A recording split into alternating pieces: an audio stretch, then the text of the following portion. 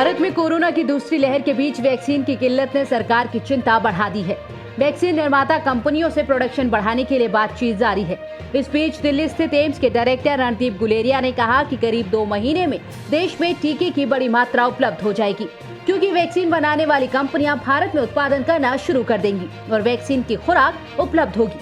उन्होंने दूसरे देशों से भी वैक्सीन मंगाने की बात कही है।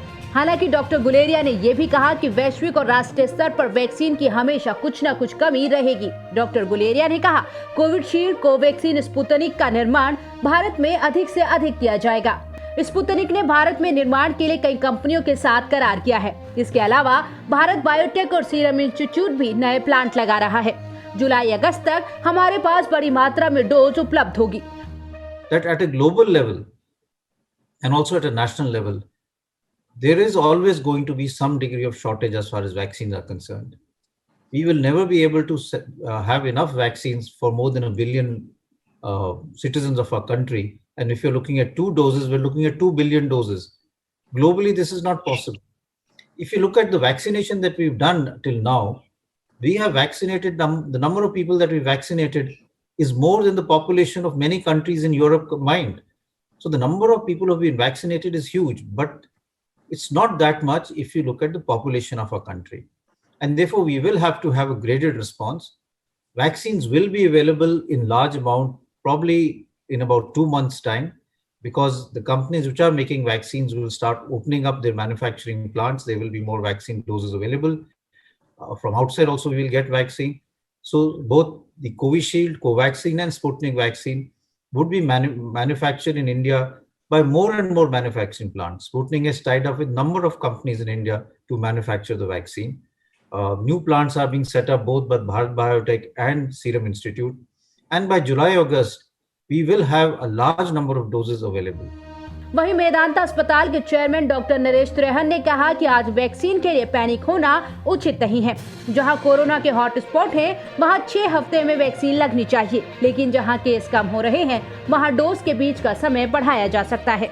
जहां जहां हॉटस्पॉट्स हैं, वहां पे तो 6 हफ्ते पे वैक्सीन लगनी चाहिए। ये मेरा पर्सनल व्यू है। मैंने जो हमारे हॉस्पिटल में पेशेंट्स एडमिट हो रहे हैं, उससे ये भी लगता है कि जिनको बीच में 2 डोजेस के बीच में बीमारी जिनको लग गई, उनके लिए उचित नहीं है।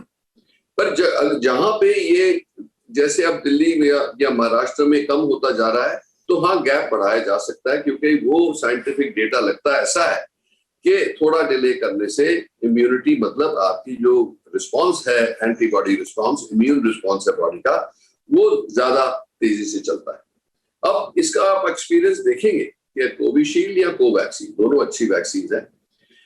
हेल्थ केयर वर्कर्स को लगी, दोनों डोज 4 हफ्ते में लग गए। कुछ लोगों को, छोटी परसेंटेज को, जो हेल्थ केयर वर्कर हैं, जो आज के दिन सेकंड वेव में लोगों की सेवा कर रहे हैं, हॉस्पिटल में हम ट्रीट कर रहे हैं, उनमें से कोई 5-7% को भी इन्फेक्शन हुआ, आपने पढ़ा भी होगा। बट उसमें फर्क ये हुआ कि जिनको प्रोटेक्शन थी, उनको बहुत माइल्ड अटैक आया, वो घर से ही ठीक होके 10-11 दिन में काम पे वापस आ गए। तो इसीलिए ये आप लोगों को पूरी विश्वास होना चाहिए कि वैक्सीन से प्रोटेक्शन मिलता है। आज के दिन अपने एरिया में वैसे 6 हफ्ते 12 हफ्ते वो जो आपके लोकल फिजिशियंस भी हैं, जो एडवाइजरी भी है, उसको फॉलो करें। पर ये नॉलेज होना चाहिए कि ज्यादा से ज्यादा तादाद में वैक्सीन मैन्युफैक्चर हो रही है और होती जाएगी, इंडिया में बढ़ता जाएगा। आज के दिन जैसे 8 करोड़ के करीब हमें मिल रही है। हमारे को आहिस्ते आहिस्ते जितना जैसे प्रोडक्शन बढ़ेगी, ये 12, 14, 16 करोड़ पर मंथ मिले, तो हम पूरी रफ्तार से इस हमारी कंट्री को पहला प्रोटेक्शन जो है आने वाले 3 महीने में दे सकते हैं। आपको बता दें कि देश में कोविड टीके की 18 करोड़ खुराक दी जा चुकी है। कोविड टीकाकरण अभियान ने सफलतापूर्वक 119 दिन पूरे कर लिए हैं।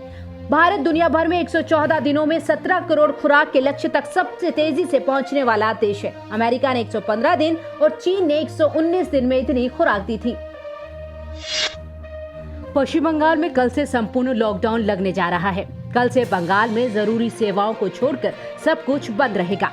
किराने और सब्जी की दुकानें सुबह 7 बजे से 10 बजे तक सिर्फ 3 घंटे तक खुलेंगी, जबकि सुबह 10 बजे से दोपहर 2 बजे तक बैंक खुलेंगे। लॉकडाउन में सरकारी और प्राइवेट दफ्तर बंद रहेंगे, लोकल ट्रेन, बस सेवा भी बंद रहेगी, सभी स्कूल भी बंद रहेंगे। हाल ही में संपन्न चुनावों में प्रचंड बहुमत हासिल करने के बाद ममता बनर्जी ने 5 मई को तीसरी बार मुख्यमंत्री पद की शपथ ली थी। इसी दिन उन्होंने बंगाल में 10 दिनों के लिए कई प्रतिबंध लगाने का ऐलान किया था। अब इन प्रतिबंधों को बढ़ाकर 30 मई तक कर दिया गया है। बंगाल में कोरोना संक्रमण का प्रकोप बहुत तेजी से फैल रहा है। हर दिन रिकॉर्ड स्तर पर नए मामले दर्ज किए जा रहे हैं।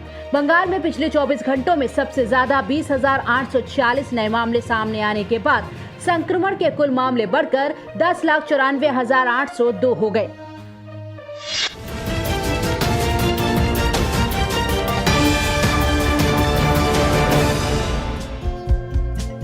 हमारे चैनल को लाइक, शेयर और सब्सक्राइब जरूर करें और नई अपडेट्स के लिए बेल आइकन दबाना ना भूलें।